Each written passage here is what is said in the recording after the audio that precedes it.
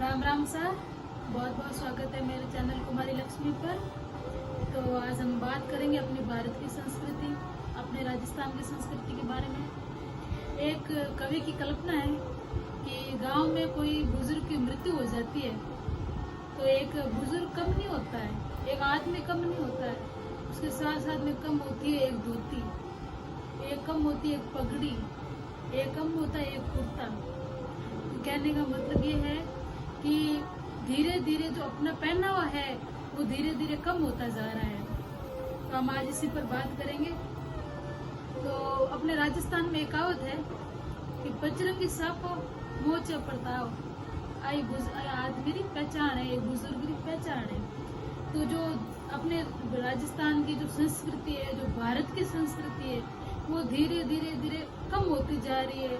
जो अपने अभी नया जो चलन चल रहा है वेस्टर्न, सब बोलते हैं अरे यार वेस्टर्न ड्रेस कैरी करो, वेस्टर्न ड्रेस पहनो, यहाँ जाओ वेस्टर्न ड्रेस पहनो। अरे भाई क्यों पहननी है हमको अपनी वेस्टर्न ड्रेस, जबकि अपने भारत की इतनी अच्छी अच्छी पोशाक है, इतनी अच्छी ड्रेसें है, तो हमें क्यों पहननी है अपनी वेस्टर्न ड्रेसें। मैं ये नहीं कहती कि आप वेस्टर्न ड्रेस मत पहनो, बिल्कुल ही मत पहनो। आप पहनो, आपको जहाँ जरूरत पड़ती है पहनो। आप ऑफिस में काम करते हो, आप अपने ऑफिस में काम करते हो, वहाँ पहनना पड़ता है। हम ये थोड़ी मना करते कि आप पैंट शर्ट मत पहनो, ये मत पहनो, हमेशा जहाँ जाओ धोती कुर्ता ही पहनो। लेकिन एक बात है कि जो अपनी संस्कृति है वो धीरे धीरे कम होती जा रही है। एक दिन मैं और मेरे भाई बैठे थे, तो घर के सामने बैठे थे, तो घर के सामने से दो बुजुर्ग आदमी निकले थे। तो मेरा भाई कहता है कि दीदी यार आजकल बहुत कम दिखते हैं धोती वाले। तो मैंने मेरे भाई को बोला है कि इसमें किसकी गलती है? हमारी गलती है कि भाई आजकल जो ओल्ड एज हो गए हैं, मतलब जो आदमी जिनकी उम्र हो गई है, आजकल वो भी घर में पैंट शर्ट, कहीं भी वो भी पैंट शर्ट पहनता है, तो धोती वाला कहाँ दिखेगा आदमी? धोती कोई पुराना वो नहीं है, धोती अपनी एक पहचान है, कुर्ता अपनी पहचान है, साफा अपनी पहचान है। तो हमें अपनी पहचान बताने में शर्म कैसी? अगर आप महाराष्ट्र के हैं तो आप अपने बच्चों को मराठी कल्चर के बारे में बताइए, अपने महाराष्ट्र के ड्रेस के बारे में बताइए, अपने महाराष्ट्र के पहनावा के बारे में बताइए। आप बताइए कि महाराष्ट्र की टोपी कैसे पहनते हैं। अभी जो महाराष्ट्र की जो महिलाएं हैं उनको अपनी लड़कियों को बताना चाहिए साड़ी कैसे पहनते हैं, साड़ी क्यों पहनते हैं। अपने अगर आप यूपी के हैं तो आप अपने यूपी के पहनावे के बारे में बताइए। अपने भारत का जो पहनावा है वो साड़ी है, लहंगा है। तो आजकल साड़ी पहनने में कैसे शर्म? कहीं भी जाते हैं पार्टी वगैरह में बोलते हैं तो क्या साड़ी पहना, क्या लहंगा पहना है, जींस पहनते हैं, टॉप पहने। मना नहीं करते आपको जींस टॉप मत पहनो, पर अपनी संस्कृति पे शर्म मत करो, क्योंकि जो अपनी जो संस्कृति है वो दुनिया में कहीं नहीं है। ये थोड़ी भारत को कहते हैं एक रंग रंगीला देश, क्योंकि भारत में जितने राज्य हैं उतनी संस्कृति है, उतना ये सुंदर पहनावा है। जितना सुंदर पहनावा भारत का है वो विश्व में किसी देश का नहीं है। तो अपने बच्चों को अपनी संस्कृति के बारे में सिखाइए, अपनी बोली के बारे में सिखाइए, अपनी भाषा के बारे में सिखाइए। इंग्लिश तो सीख दे, इंग्लिश सिखाने के लिए स्कूल भेजते हैं बच्चों को, वो टीचर पे छोड़िए, आप उनके मास्टर पे छोड़ दीजिए। क्योंकि लेकिन अपने घरों में अपनी भाषा है, जो अपनी बोली है, जो अपनी हम लोकल भाषा बोलते हैं जिसको, वो भाषा बोलनी चाहिए। अपने बच्चों को अपनी भाषा के बारे में, अपने कल्चर के बारे में जरूर बताइए, क्योंकि आजकल जो बच्चे हैं सब धीरे धीरे सब भूल रहे हैं। अब कई ऐसे बच्चे देखें तो हम कहीं बोलते हैं यार 60 रुपए देना, 60 क्या होता है? उनको इतना भी नहीं पता है कि 60 रुपए, उनको 60 बोलो तो उनको समझ में आता है। मैं नहीं कहते आप इंग्लिश के बारे में कुछ समझो, इंग्लिश बहुत जरूरी है। अगर आपका बच्चा आगे जाके पढ़ना चाहता है, आगे बढ़ना चाहता है तो आप सिखाएं, लेकिन अपनी भाषा को उनको अपनी भाषा के बारे में भी बताइए कि अपनी भाषा क्या है। आजकल लोग बहुत शर्म करते हैं, अरे यार बच्चे को इंग्लिश नहीं आती है तो क्या आ रहा है, बच्चों को गाँव की भाषा हर कोई बोल लेता है। तो साफ गाँव की भाषा भी हर कोई नहीं बोल लेता है। आज मैं खुद आज 23-24 साल की हूँ। मैं हमेशा अपने पेरेंट्स के साथ रही हूँ, अपने पापा मम्मी के साथ रही हूँ। हम भी बाहर रहे हैं, ऐसा नहीं है कि एक ही जगह रहे हैं, हमने पूरा इंडिया घूमा है। लेकिन ऐसा नहीं है कि हमें अपनी भाषा नहीं आती है। हम लोग घर में हमारी भाषा ही बोलते हैं।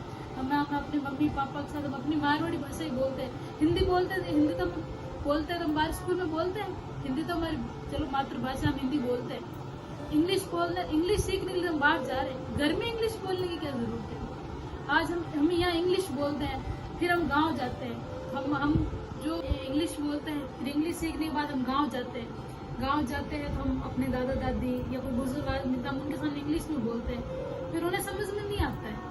फिर हम सोचते हैं अरे यार इनको तो इंग्लिश ही नहीं आती है, और उन्हें इंग्लिश नहीं आती, पर जो उन्हें आता है वो हमें नहीं आता है। जो उनको अपनी बोली आती है ना, वो हमें नहीं आती है। तो अपने बच्चों को ऐसे संस्कार दीजिए कि अपना बच्चा जो है ना, दोनों तरफ, सिटी में रहे तो सिटी के हिसाब से सेट होकर रहे, गाँव में तो गाँव के हिसाब से लोगों से मिले, लोगों से बातचीत करे। क्योंकि आजकल के पेरेंट्स ऐसे हो गए ना, बच्चों को बस सिर्फ पढ़ाई पढ़ाई पढ़ाई पढ़ाई, बच्चों के ऊपर एक बोझ बढ़ा दिया है। मैंने ऐसे बच्चों को देखा है कि बच्चा सुबह स्कूल जाता है, आजकल बच्चा स्कूल जाता है, वो बच्चा सुबह 7 बजे स्कूल जाता है, वो 2:30 बजे घर आता है। 2:30 बजे आने के बाद बच्चा 4 बजे ट्यूशन जाता है, वो 6 बजे वापस घर आता है। उस बच्चे को क्या पता कि बचपन क्या है। ट्यूशन से घर आते ही पेरेंट्स बोलते हैं चल बच्चा पढ़ेगा।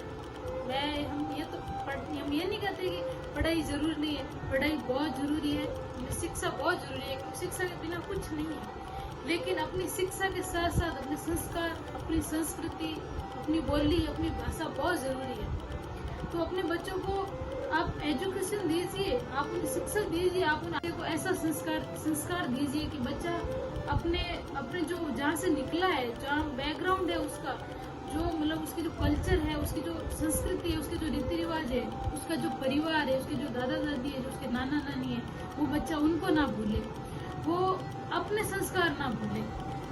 मैंने कुछ ऐसे लोग देखे हैं जो बहुत शर्म करते हैं अपनी बोली बोलने में। अब पता नहीं उनको अपनी बोली बोलने में कैसे शर्म है। मैंने अपने आसपास ऐसे देखे हैं, तो बोलते हैं कि हाँ हम राजस्थान के हैं, पर हमें राजस्थानी भाषा नहीं आती है, हमने कभी सीखी नहीं है। अब जैसे चलो बच्चों का मानते हैं कि बच्चा सिटी में पैदा हुआ, सिटी में उनको हिंदी सिखाई पेरेंट ने। अब जो हो गए 40 साल, जो गांव में पैदा हुए हैं, गांव में बड़े हुए हैं, उनको अपनी बोली, उनको अपनी भाषा सब आता है, लेकिन वो अपना आप ऐसा दिखाना चाहते हैं कि उनको अपनी बोली बोलने में शर्म आती है। तो ये बहुत सही बात नहीं है, बहुत गलत बात है। तो आप अपनी संस्कृति से जुड़े रहिए, अपने बच्चों को भी अपनी संस्कृति से जोड़े रहिए। उन बच्चों को बताइए कि हम कहाँ से आए हैं, हम कहाँ से निकले हैं, हमारी मिट्टी क्या है, हमारी जगह क्या है, हमारी जन्मभूमि क्या है। तब वो बच्चा देखेगा कि उनके पेरेंट्स कहाँ से निकले हैं और कहाँ से नहीं।